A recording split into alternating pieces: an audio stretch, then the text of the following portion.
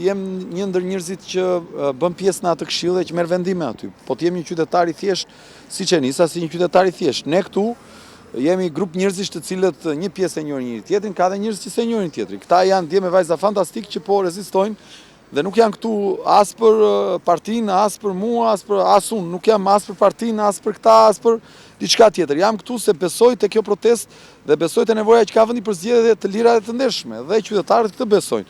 Pra nuk është Adriatiku, jemi ne qytetarët. Ne qytetarët në shesh kërkojmë që këtu të dilet me flamurin kombëtar përtej logove të X-it dhe Y-it dhe të mos ketë nevojë për koordinime partijake, s'ka lidhje kjo. Qytetarët duhet dalin shesh, mos i ndaloj kush. Kjo është. Keni marrë një kërkesë apo një ftesë zyrtare nga Partia Demokratike për këtë organizim që Partia Demokratike do të bëjë? Keni mundur që t'ua thoni këtë që ju thatë, që të bashkohemi jo me flamurin partish, por me flamurin kombëtar? Ka patur, po themi, biseda të tilla? Zyrtarisht, jo në televizor, siç e ka bërë zoti Berisha. Unë e kam thënë gjithmonë edhe nuk kam pas kontakte me ta, po e kam thënë publikisht. Ka një kohë për partinë, ka një kohë për Shqipërinë. Unë mendoj që kjo është një kohë për Shqipërinë. Është një kohë për një bashkim qytetar të madh. Pastaj në zgjedhje çdo parti të vejë të garojë me logon e vet, a të bëj koaliciona, nuk e di. Po tashmë është koha për të bërë bashkë për të imponuar demokratizimin e vendit. Dhe po e them edhe një herë, nuk është uni këtu, jemi ne. Janë ata që mund të vinë, ne qytetarët. Dhe unë si Adriatik, për sa më takon, jam i gatshëm të bëj një hap pas më. Thjesht jem një nga të gjithë qytetarët që janë në këtë shesh. Madje të vinë se as do dal fare as në televizor, le të dalin të tjerët. E quaj misionin të realizuar nëse këtu masivizohet. Dhe ky rrethohet dhe detyrohet që t'iki. Kjo është domethënë, ne qytetarët është e rëndësishme, ne qytetarët e Republikës së Shqipërisë duhet të reagojmë.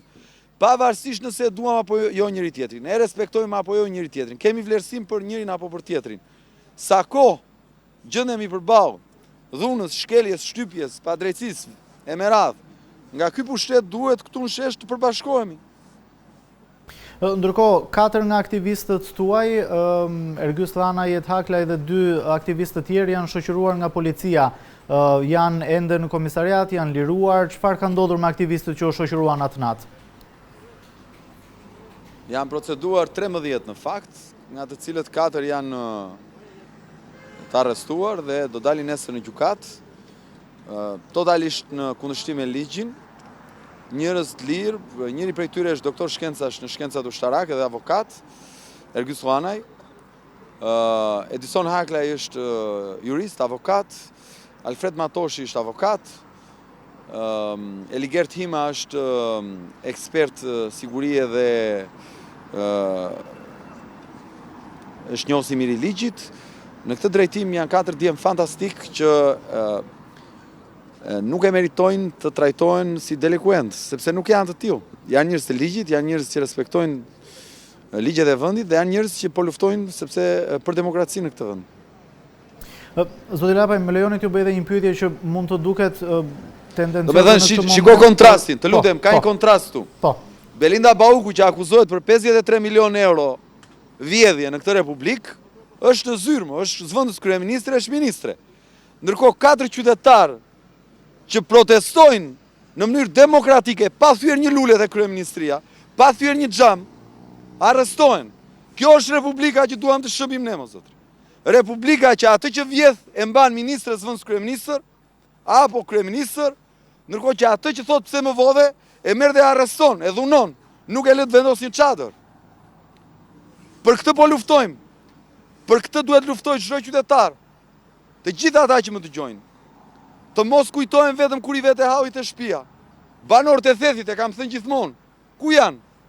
Në mënyrë abuzive shkuan atje ata, ja prishën. Duhet dalin për veten e tyre, po jo për mua, jo për ne. Këta që u vidhen lumenjt, ku janë? Duhet të dalin për veten e tyre, jo për ne. Këta që u prishën lokalet mira në Tiranë, për veten e tyre, jo për ne. Dhe kontrasti ky është. Një zonjë që akuzohet se ka vjedh 53, ka vjedh, që të shprehem sakt. Një zonjë që akuzohet se ka ndërhyrë në tender dhe tenderi ka kushtuar 53 milion euro më shumë se sa ai tjetri, qëndron në zyrë. Dhe bëhet gjithë kjo luftë për ta mbajtur në zyrë. Ndërkohë, 4 qytetarë të ndërgjegjshëm, të përgjegjshëm, që protestojnë për të drejtën e tyre, arrestohen. Ja, kjo është Republika, për këtë po luftojmë, kaq e thjeshtë është. Edhe një pyetje kam që për shkak të mënyrës si rodhën ngjarjet mund të nduket tendencioze, por realisht e kam për mënyrën se si sjell institucioni. A keni patur ndonjë kontakt nga avokati i popullit për mënyrën se si u trajtuat ju edhe aktivistët nga policia? Se ne kemi parë që në raste të ngjashme ai institucion ka reaguar dhe ka nisur hetime apo ka nxjerr raporte. Për rastin tuaj, ka patur, ju ka kontaktuar dikush? Nuk kemi patur, dhe që t'jemi sinqert, ne nuk e njohim si institucion për sa kohë të drejtohet nga një njeri që nuk përfaqëson vlera në jetën publike të vendit. Edhe për ta mbyllur, ju thatë që do të qëndroni edhe sot, ndërkohë që keni lajmëruar pas 2 javësh një protestë tjetër të madhe kombëtare. Gjatë kësaj kohe, nëse kushtet u alejojnë, do të vijojë rezistenca edhe gjatë natës, protesta 24 orëshe përpara kryeministrisë? Kjo protestë është orë pasore dhe vendimet merren orë pasore. Qëllimi është të vazhdoj përsa e thash, por po e shpjegoj edhe një herë dhe kam thënë që ditën e parë. Ne në dorë kemi përpjekjen dhe secili nga ne vetveten. Nëse njerëzit masivisht nuk mendojnë që ky duhet të iki, atëherë ne ngelemi një pakicë që bëri përpjekjen e vet dhe do vazhdoj ta bëjnë në dimensione të ndryshme. Ne këtu do qëndrojmë aq sa të na mbaj fuqia biologjike, që do të thotë mundet sot në orën 3 natës të themi e disish puna, nuk e përballojmë dot më të ftohtin apo shiun, edhe ta lëm, mund të ndodh nesër, mund të ndodh për një muaj. Unë nuk di ta them këtë, ajo që di të them unë, sepse këtu po ndodh një gjë, Renaldo. Është hequr çdo mjet që të siguron ty mundësinë që në këtë të ftohtë të rezistosh. Janë heq ngroset, është heq kartoni, janë heq plasmaset, janë heq dyshekët me cilët shtriheshim flinim dark. Mbrëm ne kemi kaluar këtu në karrige në pikë të shiut. Në të ftohtë, shiu litar. Tani, unë nuk mund pretendoj që mund të rrim me javë, me ditë në këtë lloj gjendje. Nuk e mendoj dot. Ne kemi limite biologjike, nëse ky ka vendosur përdor 300, 400, 500 policë kundër një grupi njerëzish që protestojnë në mënyrë demokratike, ky nuk është dështimi jonë, ky është dështimi i Republikës dhe i shoqërisë. Një shoqërie që dëshmon se si shtypet çdo njeri që mendon ndryshe. Dhe ky nuk është hau i një njeriu. Ky është hau i gjithë Republikës mos, se ashtu do ta shtypin më keq në vazhdim nesër.